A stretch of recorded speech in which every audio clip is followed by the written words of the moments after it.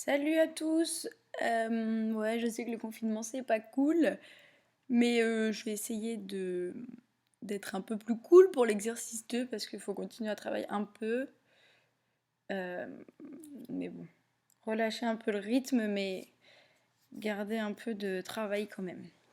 Alors, donc moi, c'est pour l'exercice 2 de la Socrative. Alors, du coup, l'énoncé. Mathilde trouve qu'Edgar n'est pas assez musclé et lui demande de faire de la musculation. Elle lui demande plus précisément de faire l'équerre à 90 degrés. Pour augmenter la difficulté, elle lui met un poids de 2000 grammes sur les pieds. Le principal muscle fléchisseur de la hanche est l'iliopsoas. Il s'insère sur le petit trochanter qui est situé à 3 cm du centre articulaire et forme un angle de 130 degrés par rapport à l'axe de la jambe. Les jambes d'Edgar mesurent 110 cm. Enfin, le poids de la jambe et du pied est de 15 kg et le centre de gravité de la jambe et du pied est à 54 cm du centre de l'articulation. On vous dit que G est égal 10 mètres seconde moins 2. Donc seconde moins 2 très important parce que c'est une accélération. Et 10 la plupart du temps en bioméca ça sera considéré comme 10.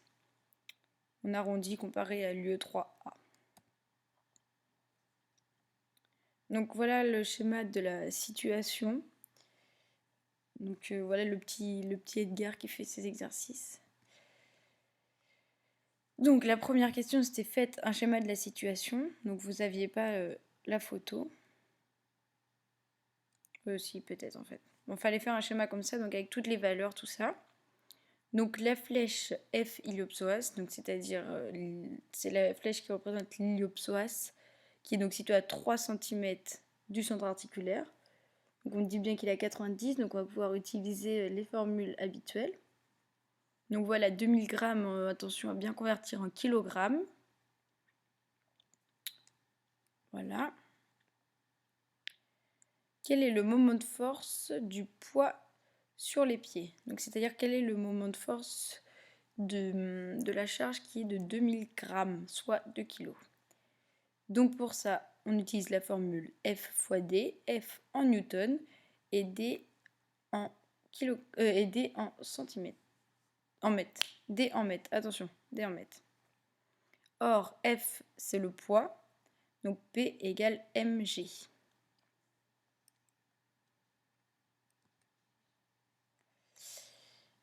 Le moment de force de ce poids, ça veut dire que ça nous donne 2. C'est 2 fois 10 fois 1,1. Ça nous donne 22 Nm.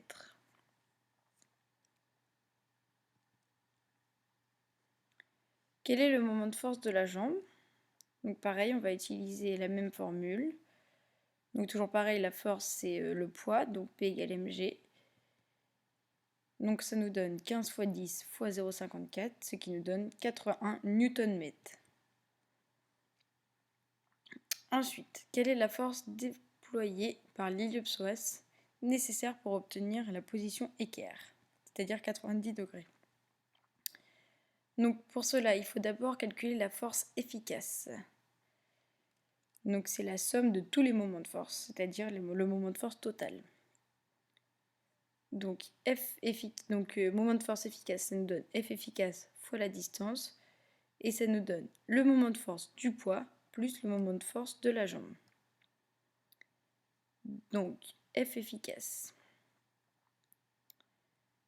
F efficace fois 0,03, ça nous donne 22 plus 81, c'est-à-dire les valeurs qu'on a trouvées précédemment.